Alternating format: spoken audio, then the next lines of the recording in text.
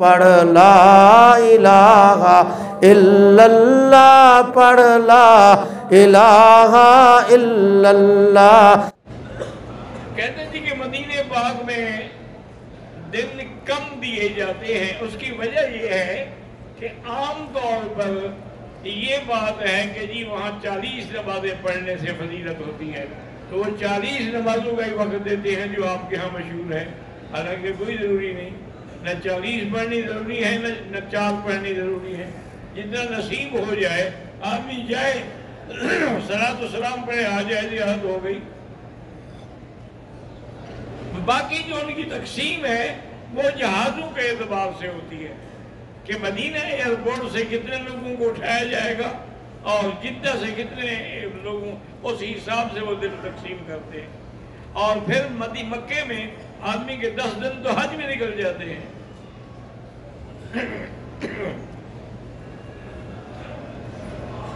اللہ تبارک سب کی دعا منظور کرے۔ عبدالغفار دودھ والا دعا کے لیے اللہ ان کی بھی درخواست قبول فرمائے۔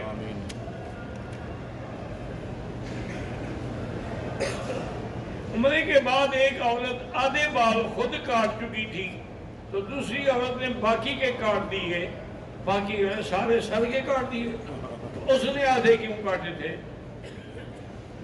اس کو تو اتنے بال کاٹنے چاہیے تھے نا، تو اس نے جب غلطی کی تو دوسری نے دوسری کو دیکھ کے غلطی کی کہ اچھی طرح صاف ہو جاؤ، جرمانہ پھر کیسے؟ جرمانہ تم نے اپنے اوپر خود کرایا ہے۔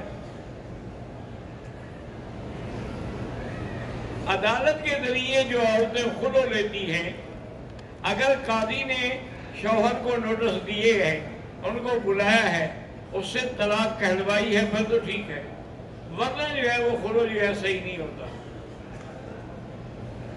اپنے ملک میں دم نہیں دے سکتے، حدود حرم میں دم دینی ہے۔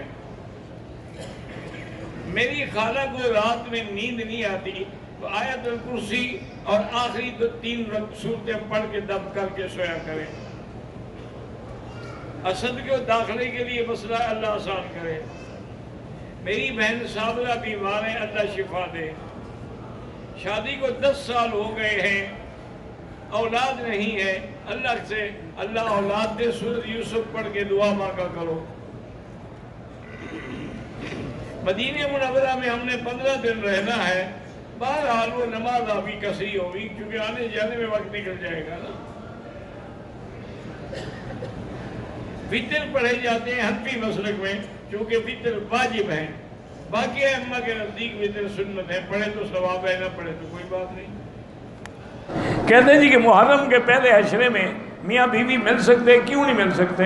یہ تو شیعہ کا گڑا ہوا مسئلہ ہے نا کہ ویسے ساری زندگی زنا کرتے رہو لیکن محرم کے 10 دن نہ کرو، ادھر متع حلال ہے، ادھر 10 دن محرم میں میاں بیوی کا ملنا بھی ناجائز ہے۔